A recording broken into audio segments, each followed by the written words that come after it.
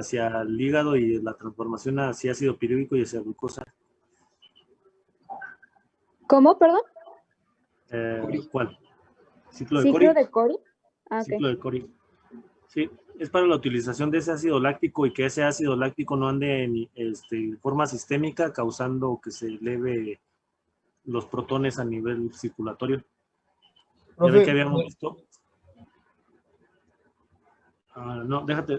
Ay, a ver, dime, es que ya me interrumpiste la idea. Bueno, perdón por interrumpirlo, era solo para ver si podía repetir en lo que consistía el ciclo de Cori. Ok, el ciclo de Cori básicamente es para la utilización de este ácido láctico y que el ácido láctico no se acumule a nivel sistémico y cause acidosis. Para eso es básicamente la utilización pues sí, la explicación del ciclo de Cori, cómo se utiliza ese ácido láctico o cómo se puede reutilizar, mejor dicho. ¿Sale? Entonces, si el ácido láctico es producido a nivel muscular por exceso de ejercicio u otra cosa, porque ya ven que a veces pasa, bueno, los que hacemos mucho ejercicio, entonces ese ácido láctico se puede acumular a nivel sistémico y se produciría una acidosis. Entonces, para que no ocurra eso, el ciclo de Cori explica cómo funciona esto, cómo se puede reconvertir hacia ácido pirúvico y obtener energía, o ya sea hacia la glucosa, y esa glucosa que pueda ser transportada otra vez. Aguante. Ya no quiso obedecer.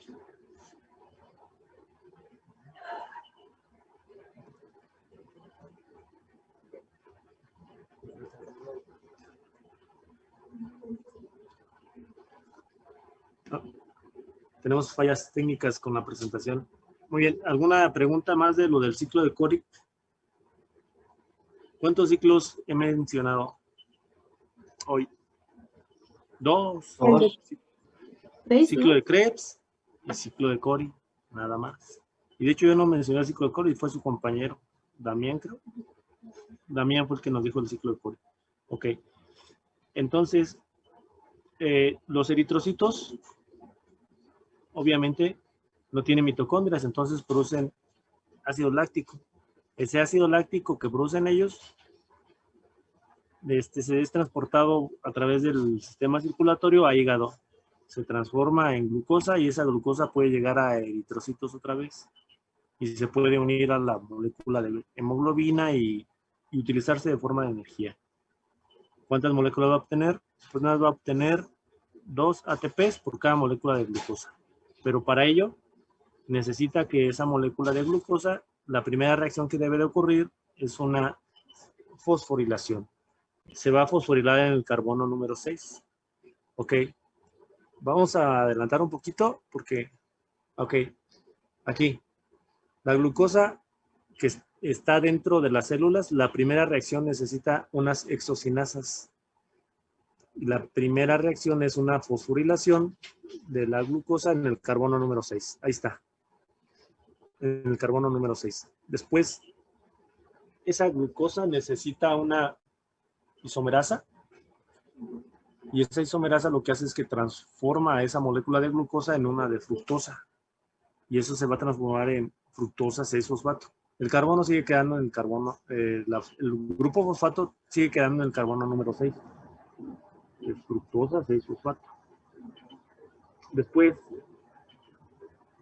aquí pueden ocurrir dos cosas. Aquí tienen 6 moléculas, ¿eh? Pueden ocurrir dos cosas. Uno, que se fosforilide directamente esa fructosa 6-fosfato y se va a fosforilar en el carbono número 1. ¿Sí? Y después ocurre una ruptura y pueden salir dos compuestos que son muy parecidos, que es el digliceraldehído 3-fosfato o la dihidroxiacetona fosfato. ¿Por qué no se llama 1, 2 o 3 dihidroxiacetona? Porque son isoméricas, es decir, está igualita. Si tuviera el grupo fosfato aquí o acá sería la misma, y en cambio esta no, porque el grupo funcional quedó en el carbono en otro carbono. ¿En cuál carbono quedó? Acá está el grupo funcional en el carbono número 3. ¿Sí? Ok. Voy muy rápido. A ver, despacito. Ok, les doy chance que les recomiendo que lo hagan ustedes en su casa. Pongan la molécula de glucosa solita primero. Pónganle la fosforilación en el carbono número 6. Y dejen cierro la puerta mientras porque se oye mucho ruido.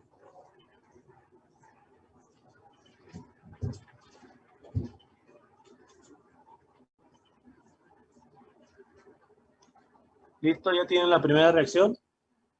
La primera reacción es una reacción conocida por nosotros. ¿Sale? De la primera reacción, que es la fosforilación, ahí utilizamos un ATP. Tenemos glucosa 6-fosfato. Después, en la siguiente reacción, transformamos esa glucosa 6-fosfato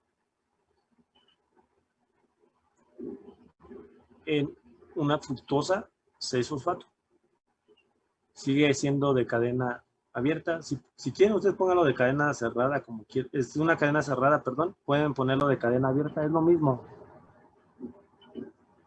Después, necesita otra molécula de grupo fosfato en el carbono número 1. Este está en el carbono 6, este está en el carbono 1. ¿Por qué? Porque era el carbono funcional, recuerden. Entonces, ¿dónde se forma el anillo? Entre el carbono número 1 y el carbono número 5. Es 1, 2, ahí no es 1, 2, 3, 4, 5. 1, 2, 3, 4, 5 y 6. ¿Sí? Lo fosforilamos en el carbono 1. ¿Cómo se llama el compuesto que se obtiene de esa fosforilación? No. ¿Cómo se llama el compuesto? ¿Cómo se llama este compuesto?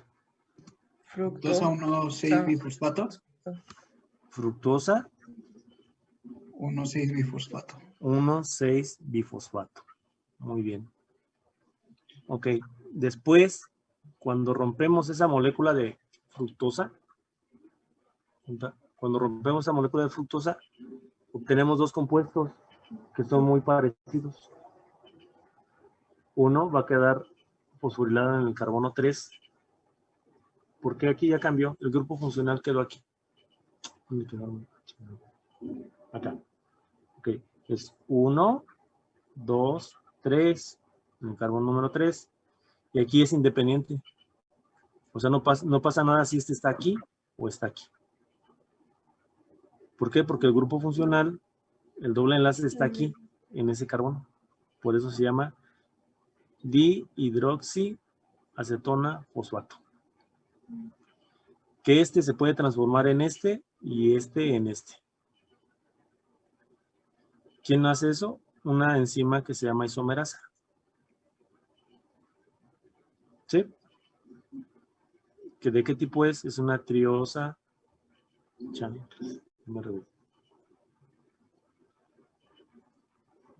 Es una triosa acetato isomerasa. ¿Sí? Va otra vez. Aquí. Este, que es el gliceraldehido 3-fosfato, se puede transformar en este, en la dihidroxiacetona fosfato. O este se puede transformar en este. Independientemente. No pasa nada. Aquí hay un punto de control. Si se produce mucho gliceraldehído 3-fosfato constantemente por glicólisis, este gliceraldehído 3-fosfato puede perder su grupo fosfato y quedarse como gliceraldehído. ¿Sí?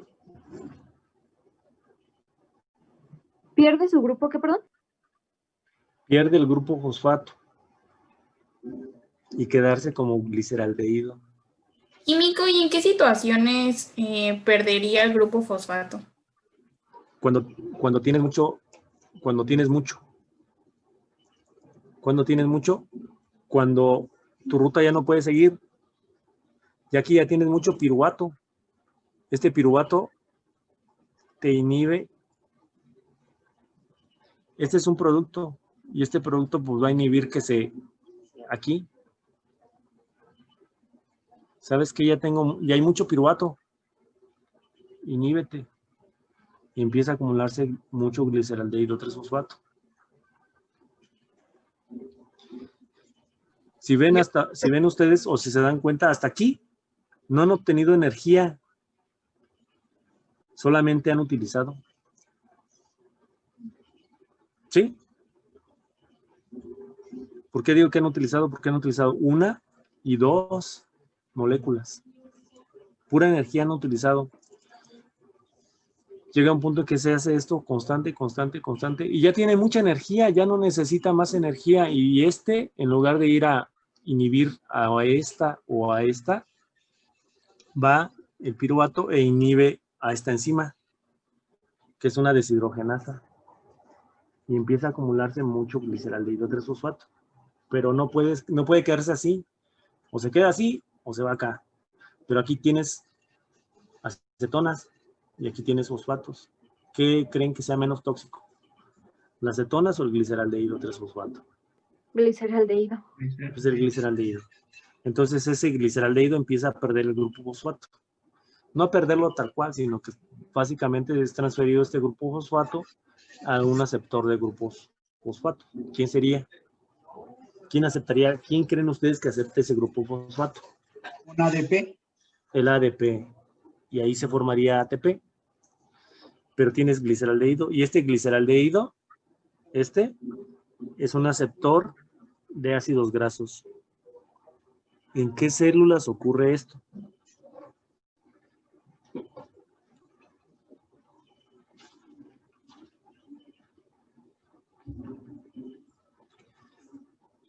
Va otra vez el planteamiento de la pregunta.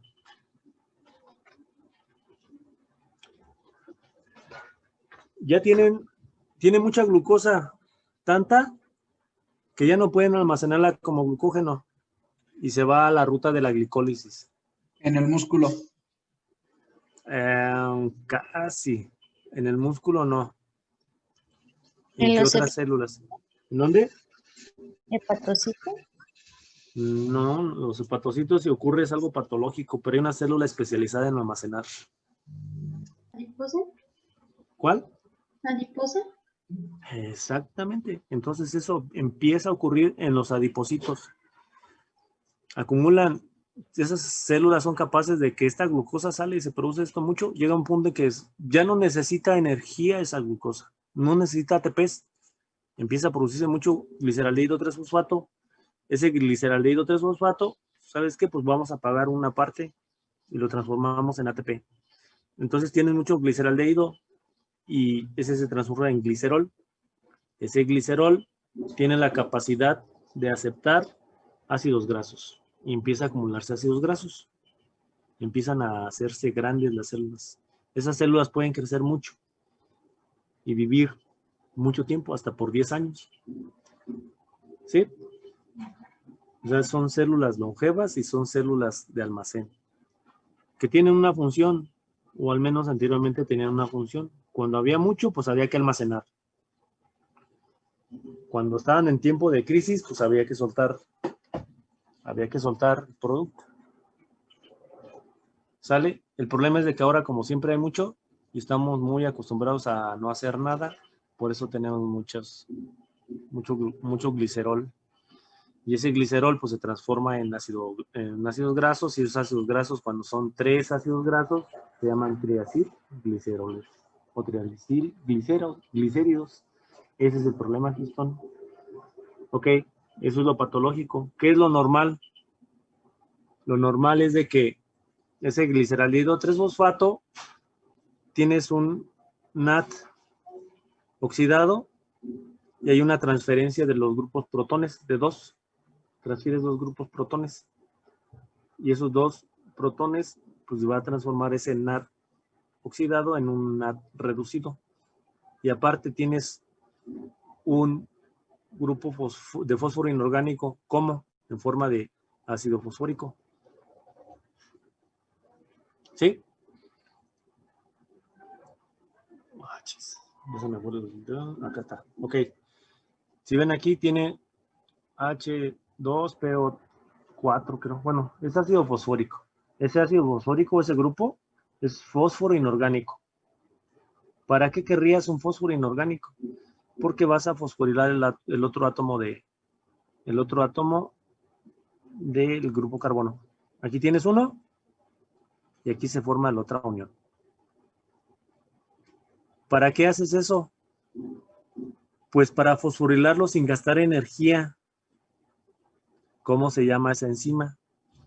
Se llama de acuerdo a la función más importante que hace. ¿Qué hace? Deshidrogena. ¿Qué deshidrogena? El gliceraldehído fosfato deshidrogenasa. ¿Cuál es la coenzima? Magnesio más 2. ¿Sí? Y ahora el compuesto se llama 1,3-bifosfoglicerato. Está en el carbono 1 y en el carbono 3. ¿De acuerdo? A ver, quiero que escriban el compuesto, porque ahí nada más ven las bolitas.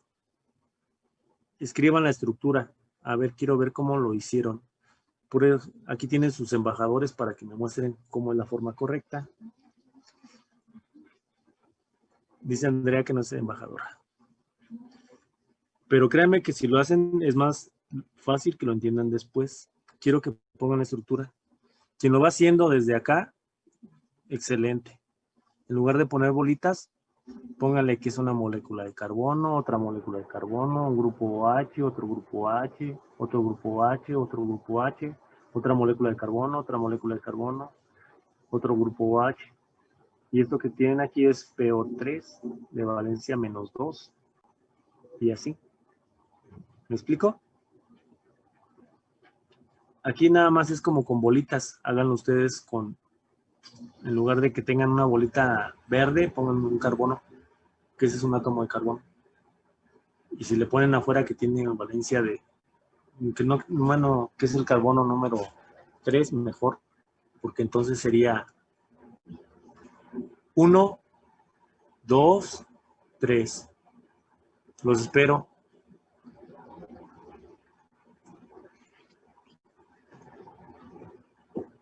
No vayan a copiar el examen. Voy a copiar el examen. Háganlo. Y hago una pausa de 10 minutos. Ahorita continuamos. ¿Sale? Háganlo. Químico.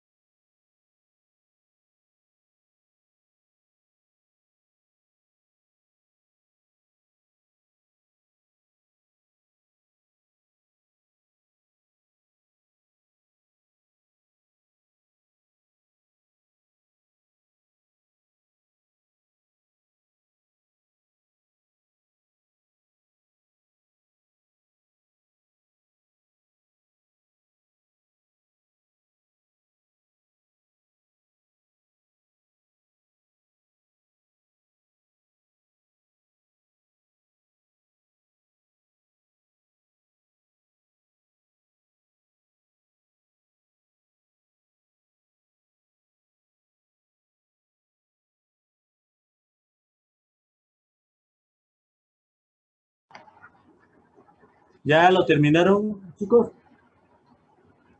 No. Ok. Primero, bueno, espero, ¿les parece unos 10 minutos?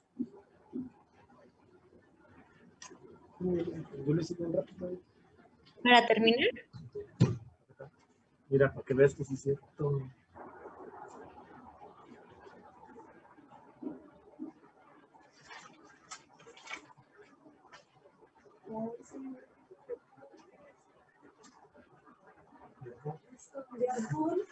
Ah.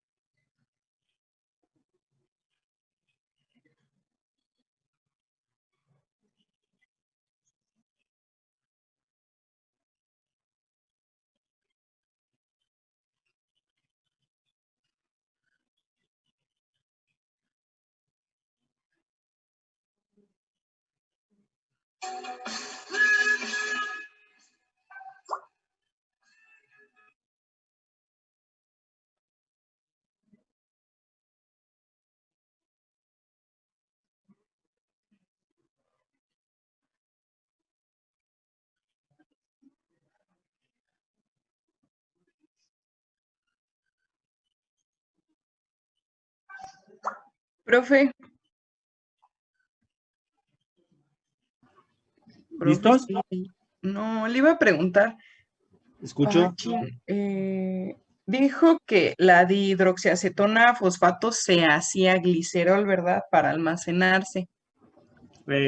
No, la dihidroxiacetona fosfato se puede isomerar Ajá. y convertirse en gliceraldehído 3-fosfato. Ah, ok, gracias.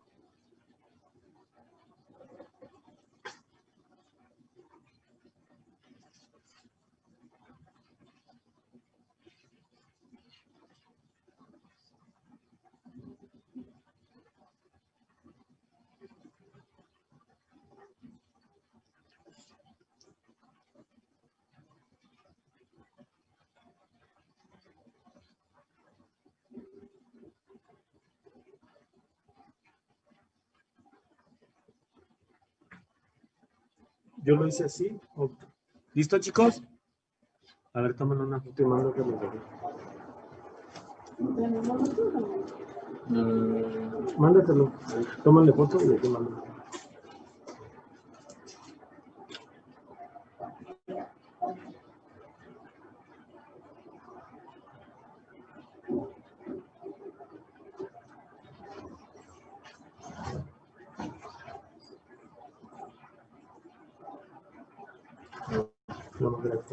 Ah, ok.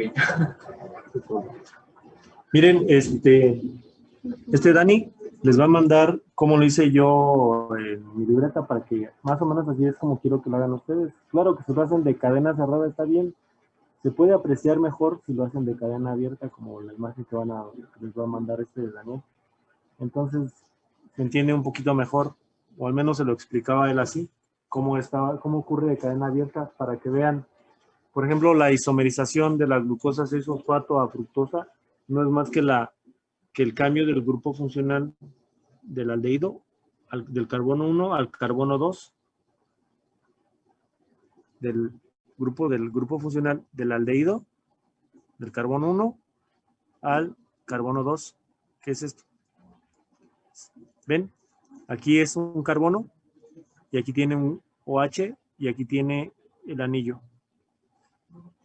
Al hacer eso, ese tipo de isomerización, esa glucosa, en lugar de ser una glucosa, se transforma en una fructosa. En lugar de ser un grupo funcional aldehídico, se transforma en un grupo funcional cetónico.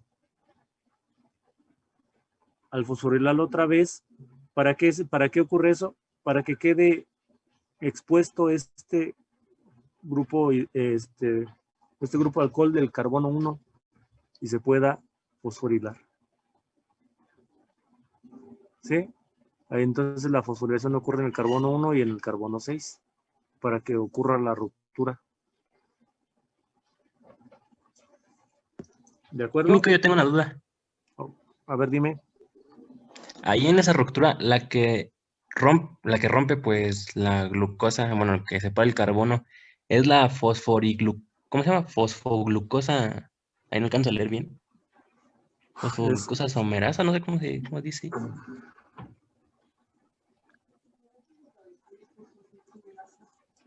Que no se alcanza a ver muy bien. No, la enzima que... Esta enzima... ¿Dónde está?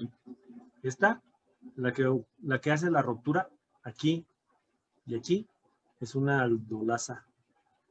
Se llama fructosa bifosfato aldolasa. ¿Sí?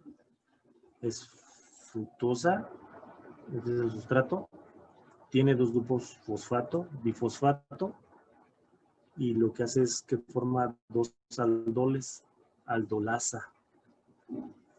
¿Sí? Ok, ¿cómo se llama la enzima? Completito es fructosa bifosfato aldolasa. Si la pregunta fuera, ¿qué hacen las enzimas aldolasas? ¿Cuál es la función de las enzimas llamadas aldolasas? La respuesta sería, rompen los anillos, fosforilan los grupos carbono, forman grupos aldehídicos, forman grupos cetónicos. ¿Qué hacen?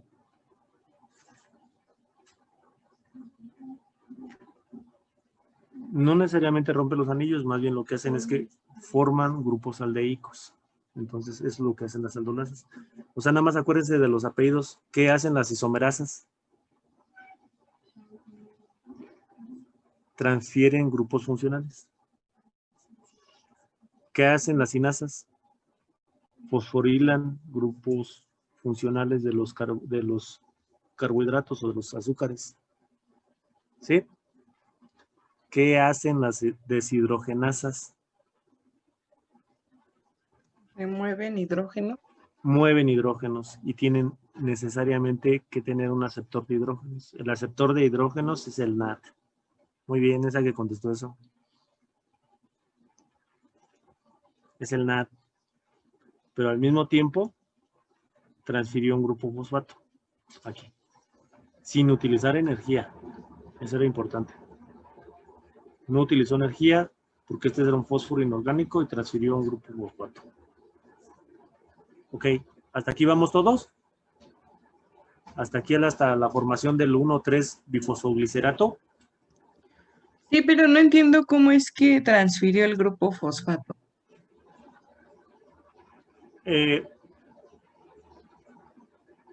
Aquí tienes el grupo funcional en el carbono número 1. Aquí tienes un doble enlace. Estas las bolitas rojas representan oxígenos. ¿Sí? Ahí anteriormente tenías un grupo funcional y tenías una terminación OH. Bueno, tenías una terminación, pues tenías un hidrógeno aquí. Este ácido fosfórico no es el mismo que este ATP. Este ya tiene el grupo fosfato. Aquí tienes dos protones y aquí tienes otro protón. Aquí.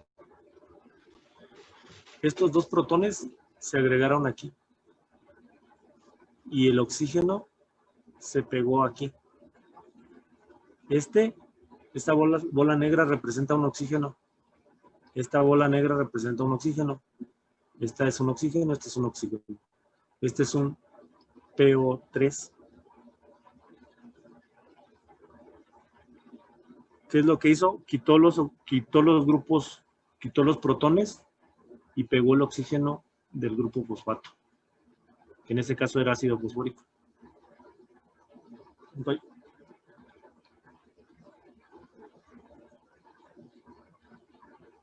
Esperen, es que no encuentro la flechita. A ver, Andy, ¿la flechita dónde quedó? Aquí está. ¿Ven este NAD? Aceptó dos protones, 1, 2, 1, 2, y aquí. Este es un oxígeno, el oxígeno es de aquí. Este oxígeno y aquí es PO2. Se parece a este de acá, está casi exactamente igual. ¿Para qué? Porque ya lo tienes fosforilado doblemente en dos grupos funcionales, en el carbono 1 y en el carbono 3. ¿Qué es lo que ocurre a continuación? Vas a transferir este grupo fosfato a un aceptor. Este va a ser el ADP. Este ADP va a aceptar este grupo fosfato. El que lo aceptó fue de aquí y se transformó en energía. ¿Cómo se llama la enzima?